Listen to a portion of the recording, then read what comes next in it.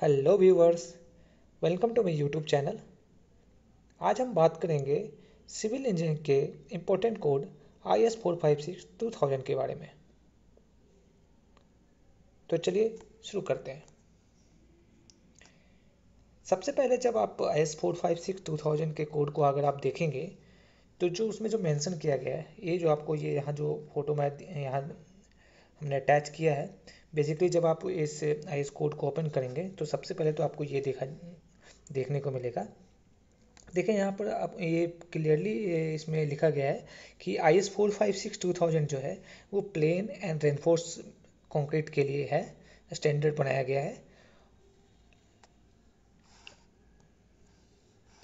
तो इस कोड के हिस्ट्री और अभी तक जो अमेंडमेंट हुआ है उसके बारे में आज हम जानते हैं।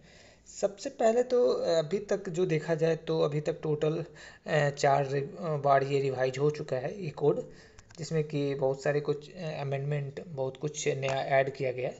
तो सबसे पहले जो ये कोड बनकर रेडी हुआ था वो 1953 में सबसे पहले पब्लिश हुआ था under the title code of practice for plain and reinforced concrete for general building construction. सबसे पहले जो 1953 में ये पब्लिश हुआ था, उस टाइम जो टाइटल था इसका code of practice for plain and reinforced concrete for general building construction. इसके बाद जो लेटर ऑन जो इसका दूसरा रिवीजन, जो पहला रिवीजन आप कह सकते हैं बेसिकली, क्योंकि 1953 में तो ये पब्लिश हुआ था, जो इसका पहला रिवीजन हुआ था वो 1957 में हुआ था। और फिर उसके बाद जो दूसरा इसका रिवीजन हुआ था वो 1964 में हुआ था। और फिर तीसरा रिवीजन 1978 में हुआ था। और जो अभी फाइनल रिवीजन हुआ है वो हुआ है 2000 में।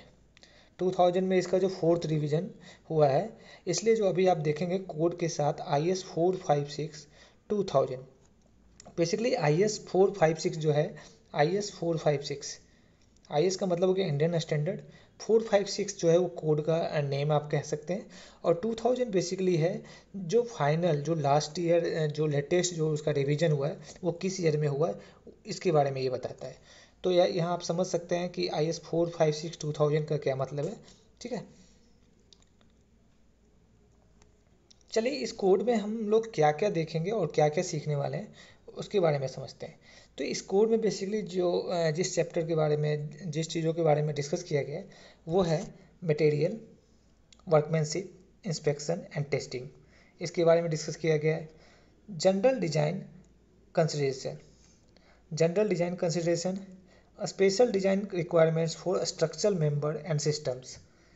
फिर है structural design, ASM method, limit state method, structural design, work state method.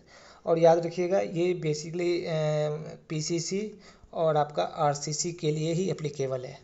ठीक है,